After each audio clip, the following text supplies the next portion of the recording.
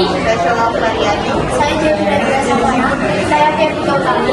Dan saya Yuda Siap.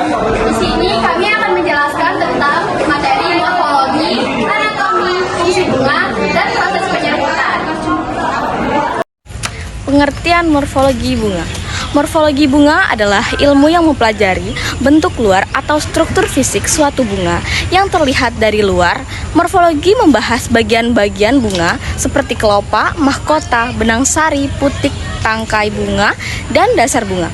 Tujuannya untuk memahami perbedaan struktur antara jenis bunga dan hubungan evolusioner tanaman. Bagian-bagian morfologi bunga. Secara umum, bunga terdiri dari kelopak yang berfungsi untuk melindungi bunga saat masih kuncup. Kedua, ada mahkota, berwarna menarik untuk menarik serangga penyerbuk. Ada juga benang sari, alat kelamin jantan penghasil serbuk sari, dan putik, alat kelamin betina yang menjadi tempat pembuahan. Tangkai bunga yang menghubungkan bunga dengan batang, dan yang terakhir, dasar bunga, tempat menempelnya bagian bunga. Pengertian anatomi bunga.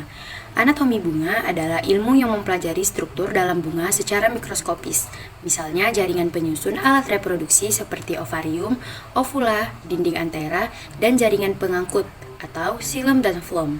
Anatomi terutama menjelaskan proses fisiologi pada pembuahan dan pembentukan biji. Struktur anatomi utama bunga dibagi menjadi 6. Yang pertama, antera berisi kandungan serbuk sari, mikrosporangium. Yang kedua, filamen tempat menyokong antera. Yang ketiga, stigma permukaan yang menerima serbuk sari. 4. Stela saluran tempat serbuk sari tumbuh menjadi ovarium.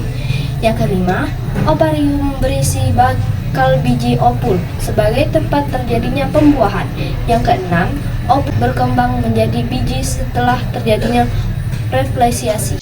Fungsi utama bunga adalah sebagai alat reproduksi generatif pada buah berbiji.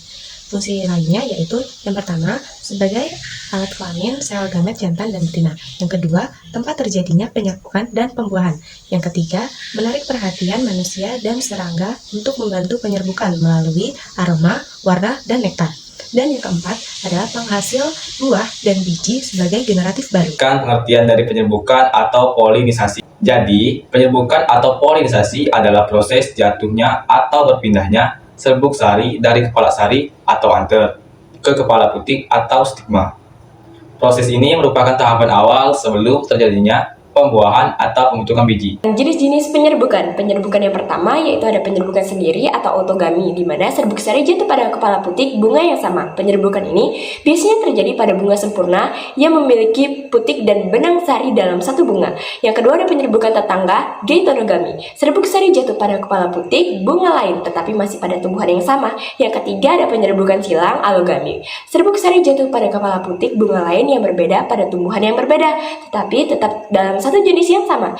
Yang keempat ada penyerbukan bastar atau hibridogami, di mana serbuk sari jatuh pada kepala putik bunga yang berasal dari tumbuhan lain dengan memiliki jenis dan sifat yang berbeda untuk menghasilkan varietas baru. Penyerbukan dapat dibantu oleh angin, anemogami, misalnya pada jagung, air, hidrogami, misalnya hifila, serangga, entomogami, misalnya bunga matahari, burung, ornitogami, seperti burung kolibri, kelelawar, spirocherogami pada tanaman durian, manusia, antropogami dalam budidaya pertanian dan pembudidayaan tanaman.